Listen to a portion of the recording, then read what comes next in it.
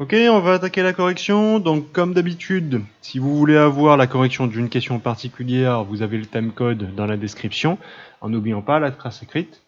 Et nous, on est parti. Alors, première question, quel est l'intervalle de temps entre deux positions successives? Comme je vous ai dit, c'est une chronophotographie, donc combien de temps on a entre chaque photo? C'est une information document. Elle est marquée quelque part, on l'invente pas. Sauf que vous oubliez trop souvent de regarder le titre de la figure. Je vous ai dit, le document, c'est l'intégralité. Et entre deux photos, on a 110 millisecondes, ms, millisecondes, entre chaque position successive. 110 millisecondes photo, 110 millisecondes photo, 110 millisecondes photo, 110 millisecondes photo. C'est tous les 110 millisecondes qu'on fait une photo. Donc on n'oublie pas, quand vous avez des documents, de regarder le titre aussi, et pas que les images. D'accord? 110 ms entre chaque photo. D'accord? Deuxième question. Hop là. Comment évolue la distance entre deux positions successives? Regardez, petit, grand, encore plus grand, encore plus grand. Donc l'écart entre chaque l'écart entre chaque photo augmente. Entre deux positions successives, c'est dur à dire, l'écart augmente. D'accord? Donc ici, simplement, c'est pas hyper compliqué, vous regardez ce que vous avez là. L'écart entre deux positions je vais y arriver. Successives augmente. Au fur et à mesure que la bille va tomber, l'écart va augmenter. D'accord? Je vais passer là-dessus, c'est pas le truc le plus hyper compliqué. Troisième question, donc quelle bille déforme le plus l'argile? On regarde, petit trou, gros trou, la bille A, petit trou, la bille B, grand trou. Qui déforme le plus l'argile? La bille B. D'accord? Pareil, je ne vais pas passer beaucoup de temps, c'est pas la partie la plus intéressante. La bille B déforme plus l'argile. Entraînez-vous à faire des phrases, même simples. Hein. Vous devez essayer de gagner en vitesse surtout. D'accord? L'objectif, c'est pas simplement de marquer la bille B, point. Okay? Faites des phrases, même simples. Allez, là on commence à arriver sur des trucs un peu plus intéressants. Alors comment varie la vitesse des billes au cours du mouvement et laquelle a la plus grande vitesse au moment de l'impact, en justifiant la réponse?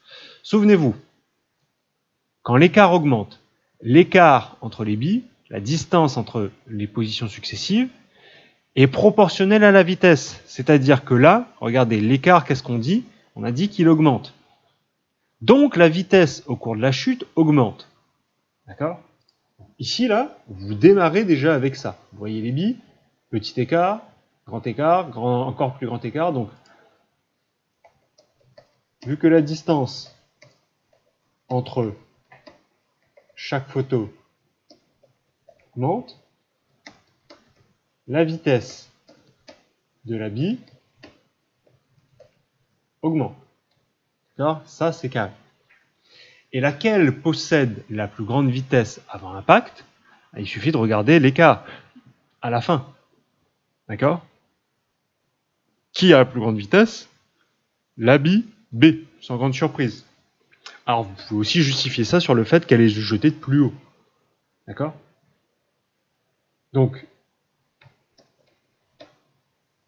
la bille B a la plus grande vitesse avant impact, car on va justifier ça. Je suis sûr qu'il y en a plein. Je vais garder ça pour vous montrer que ça peut marcher. Oula, avant. Avant impact, car elle est jetée de plus haut. Vu que la vitesse augmente au fur et à mesure du mouvement, on remarque ici que l'écart est plus grand. Alors effectivement, on peut aussi justifier ça. L'écart avant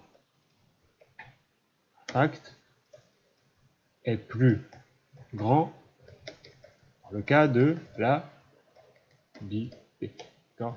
Regardez ici, là, l'écart que j'ai là, l'écart juste avant l'impact, ici, il est beaucoup plus grand que l'écart juste avant l'impact ici. Donc la vitesse ici va être plus grande que la vitesse qui est là. D'accord ? Les deux se justifient correctement, j'ai envie de dire. D'accord ? À vous de choisir la version qui vous parle le plus. D'accord ? Sachant que vu qu'on a déjà justifié ça avec l'écart, bon, ben c'est pas mal de réutiliser l'écart juste avant l'impact. Ok ? 5e question. Alors, quelle forme d'énergie possède la bille avant d'être lâchée et comment évolue cette énergie quand l'altitude diminue? Bon, il faut revenir sur les définitions qui sont là et surtout essayer de les simplifier. Je m'explique. Énergie cinétique, forme d'énergie que possède tout corps en mouvement du fait de sa vitesse. Énergie potentielle, forme d'énergie que possède tout corps du fait de son altitude. Ok, ça c'est des jolies phrases, bien, mais bon, peut-être que vous êtes un peu perdu par rapport à ça. Bon. L'énergie cinétique, d'accord, c'est une forme d'énergie, ok, bon, c'est une énergie sans grande surprise, hein, ça, c'est le nom, mais qui est liée à quoi? Qui est liée à la vitesse. L'énergie cinétique, c'est lié à la vitesse. Tandis que l'énergie potentielle de position, c'est lié du fait de son altitude. Donc, si je possède une altitude, je possède une énergie potentielle. Si je possède une vitesse, je possède une énergie cinétique. Le fait qu'un objet soit en mouvement est lié à l'énergie cinétique qui est libérée. Tandis que l'énergie potentielle de position, c'est l'énergie qui est stockée du fait de son altitude. Donc avant d'être lâché, là, quand les billes sont ici, là, quand les billes sont ici, quelle forme d'énergie elles possèdent? Est-ce qu'elles possèdent une énergie cinétique? Est-ce qu'elles possèdent une énergie potentielle?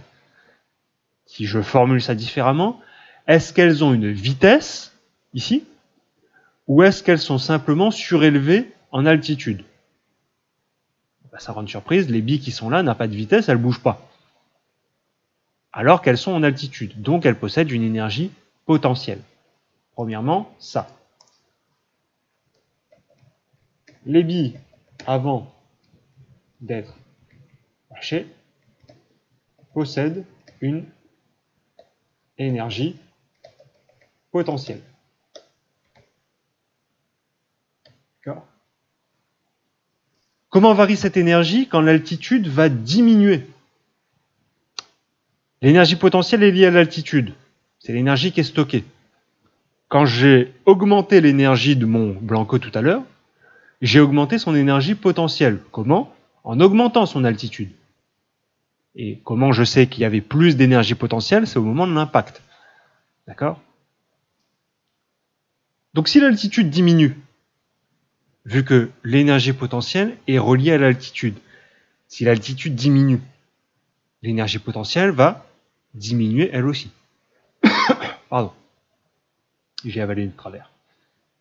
Donc si l'altitude diminue,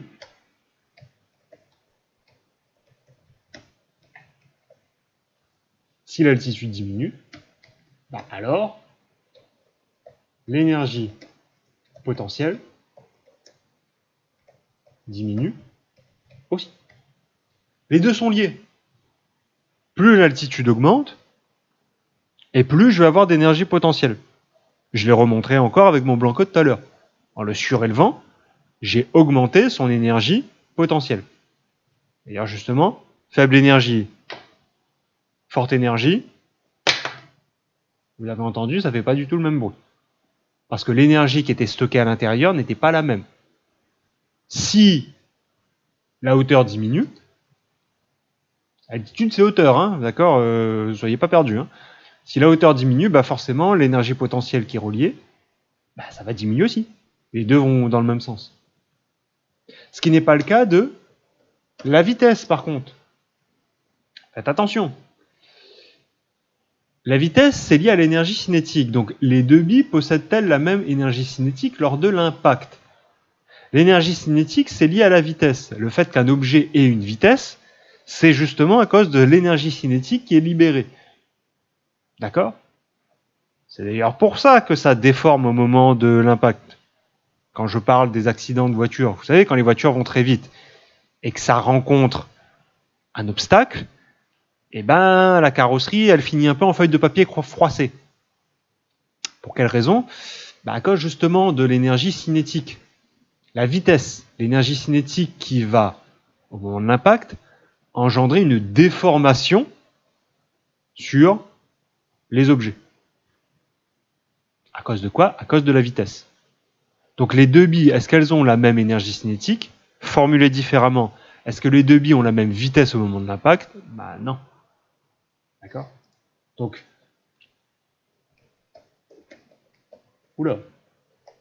elles n'ont pas la même énergie cinétique, parce que l'énergie cinétique est liée à la vitesse, et donc elles n'ont pas la même vitesse. Elles n'ont pas la même énergie cinétique, car elles n'ont pas la même vitesse au moment de l'impact. D'accord? Donc, énergie potentielle, c'est lié à l'altitude, à la hauteur. Hein. Tout à l'heure, j'ai augmenté l'énergie potentielle de mon stylo.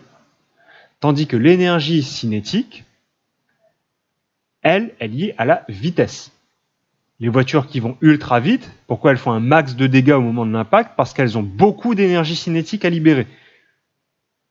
Et c'est justement cette énergie cinétique, lorsqu'elle est libérée, qui entraîne les déformations que vous voyez, et donc que votre jolie voiture, hein, votre Lamborghini qui rentre dans un mur, elle finit quand même en Smarties à la fin.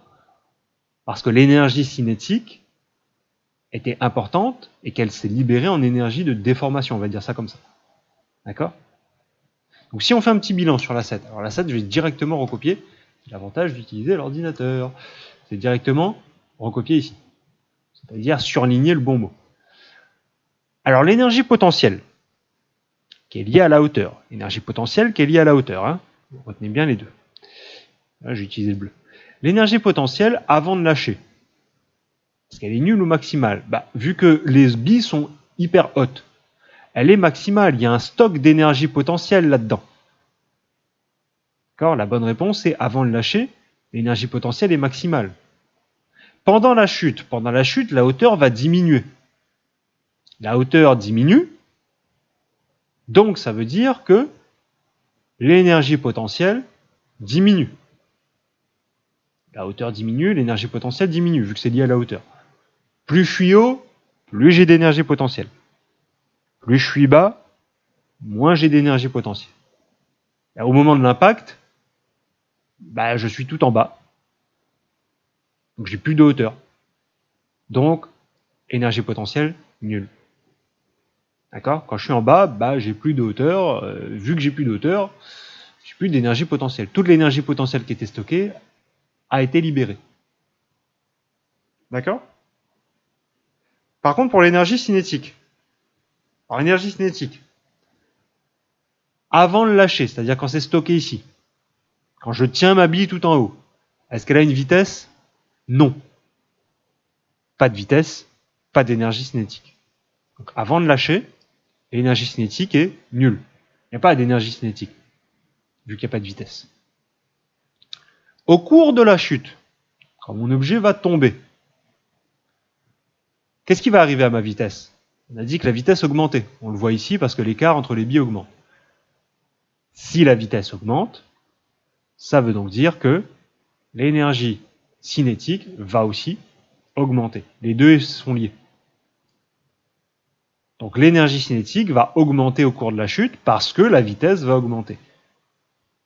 Et au moment de l'impact, cette vitesse va être maximale. Et c'est cette vitesse maximale qui va engendrer la déformation de l'argile. Parce que justement la vitesse est grande, que lors de l'impact, ça va être libéré en déformation. D'accord? Cette notion-là de vitesse et d'énergie cinétique, voilà, ça permet d'expliquer les choses. Comment ça se fait que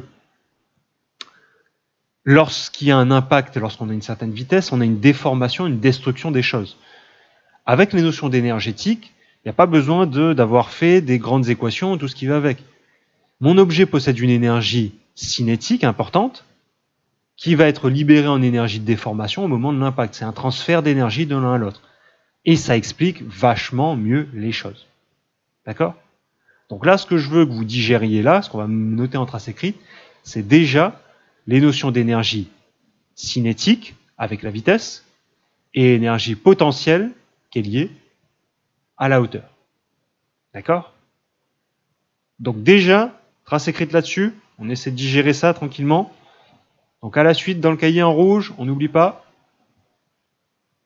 Ce qu'il faut retenir, donc 3 phrases. Alors premièrement, on avait déjà parlé d'énergie avant, on avait utilisé le kilowattheure ou les joules.